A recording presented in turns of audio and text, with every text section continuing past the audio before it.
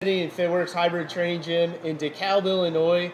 A couple weeks back, we got some good questions about menopause, some of the changes that happen, what you can do, what's the right thing to do with exercise and nutrition. And I kind of sidestepped the discussion from the medical side of menopause and hormonal change and the changing female body. And it's kind of rare for me to do that, but I did that for two reasons. One, I didn't want to misspeak. And two, I actually wanted to bring in an expert. So I have nurse practitioner Chantel Manhart, whose scope of practice or specialty is women's health. And as I said in the previous video, she is female. And one of the biggest take-home points I can give as a male is you need to find an empathetic, sympathetic healthcare professional that can relate to the issues you're experiencing. The reality of it is, guys, we just can't, or we outright won't. It's kind of like going back 10 years when it was like women didn't have heart disease. It was all about men's health, heart health, men's cardiovascular disease. It was like women didn't get it.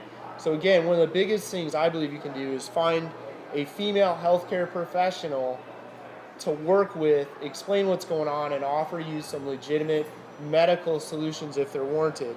Chantel practices locally at Prairie Point OBGYN. She's kind of like a diamond in the rough. As I said in the previous video, I get a lot of questions from women that are way beyond what I can address, help, or offer solutions for. So Chantel is my local medical expert where I feel comfortable and confident telling a middle-aged female that's like, hey, what's going on? My body's going crazy. I say, call Chantel. Go in and see her. So Chantel, tell us a little bit about what it is you do. Well, I tend to specialize in perimenopause and menopause, which is ages 35 through 65. Okay. All right. And I specialize in women's health and hormone replacement. So I look at what's changing in their hormones, their cortisol levels, their bodies, and try to get balance to help guide them and make them feel better so that they can exercise. And so what would you say, now I guess let's talk perimenopause. Okay. Some people aren't aware. What does perimenopause refer to? Perimenopause refers usually, I say, 13 years before menopause. And perimenopause are all those changes before you stop having periods. So it can start in your mid-30s where you might notice you're not sleeping as well at night. You might get hot flashes, for a week out of the month. You might start seeing your weight creep up. Fatigue starts during the day a lot of times in perimenopause. Sometimes they start getting skin changes, hair loss. So that's kind of in my male experience, having never gone through any of that perimenopause, the reason I asked you to define that is, from my experience, it's kind of left out of the discussion for many women in women's health. It's just kind of like, well, there's puberty, there's your childbearing years, and well, then there's menopause. Well, actually, there's another piece that Chantel just mentioned and explained that kind of gets left out. So if you're female and you're in that early 30s or mid 30s and you're experiencing some not you stuff, it's legitimate, and the medical professionals are aware of it, and some of them will actually talk to you about it.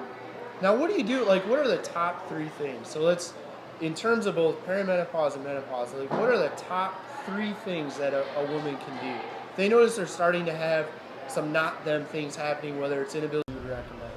Well, typically, I say come in and get blood work drawn. Why? Because you want to make sure it's not a thyroid issue. It is a hormone issue. Okay. Because remember, as our hormones start to come down, we start feeling these changes. So then I will look at that. If their blood work's normal, we usually do what's called a saliva test, because that looks at our cortisols, because as women, we tend to hold our stress in and share it with each other. So our cortisol levels get messed up. And that's one of the first things I say. Just straightening out your stress hormone is huge. So you kind of need to know where it's at, because if so your stress hormone, cortisol level, Okay. it's your fight or flight. Okay. But it's also what gets you up, gives you energy throughout the day, and should go down at night. What we tend to see in perimenopause is we don't get up quite as easily. We get that midday crash, that noon to 5 o'clock crash. And as the day goes, we tend to get, like as the evening at 10 o'clock, we start getting those second winds. And then we tend to wake up at 3 in the morning. So I usually say target that, because if your sleep gets disturbed, everything else falls after that. Does that make sense? It does. What would be the third thing? The third thing would be making sure you're eating right and exercising, because exercise is huge for anything hormonal. We tell them even in PMS when they're going through puberty, exercise. And that's the one area that we are comfortable talking about. There's few times that you really have to get hung up on a number as it pertains to calories, or if you're a macro person, or if it fits your macros person. Those numbers start to really matter. Training matters. It's got to be weight training. But I want to go back to, you said two interesting things. One, the blood draw, and two, the saliva test. And if I remember correctly, the saliva test is more of a movie of what's going on hormonally throughout the day, instead of that snapshot that you get with just a blood draw. Is that right? Exactly. So when I'm looking at a saliva test, I'm picking up what is being stored in the female body. Okay? So I'm getting a look of what our hormones are doing for a whole month. Okay. And that's why I also do cortisol that way, because I always look at cortisol levels while I'm looking at hormone levels. And saliva is the easiest way, because you do it at home. You spit 4 times in a day, so then we automatically know what your pattern is for cortisol. And it gives us what are your hormones, how are you storing them. And obviously we live in America, we tend to be estrogen dominant, and progesterone is one of those first hormones to start dropping on us. So it's very obvious in perimenopause especially, our progesterone starts to drop.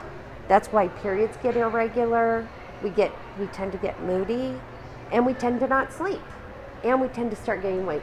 So those are, and what's interesting with that is the perimenopause, the changes in cortisol. Now, how many people out there watching, by all means, if you have a question and you guys are tuned in live, ask. We're happy to entertain any questions you might have. But what's interesting is we see a lot of the 30-something into early 40 females just in our practice, in training, in gym operators, that are like, God, I'm always tired, and I never used to be. And even though they work out, they're starting to experience that. They're tired in the middle of the afternoon, and at night they're like, I'm wide awake at night. It doesn't make any sense. And again, that's not something we can address here, but somebody in your market or local market, if you go and see Chantel at Prairie Point, they can actually do the blood work and do the saliva test and actually take a look at what is going on with your cortisol levels. Because again, if you feel like you're experiencing that, it's real. It's not just you, it's real. Exactly. Because I will have patients come in and they'll be like, thank you for proving it's not in my head. Because they will have never had a weight issue until they hit 35, and then it's that 5 pounds each year. And they're like, I don't know what changed. Well, you start asking them. They're not sleeping at night. They're tired during the day.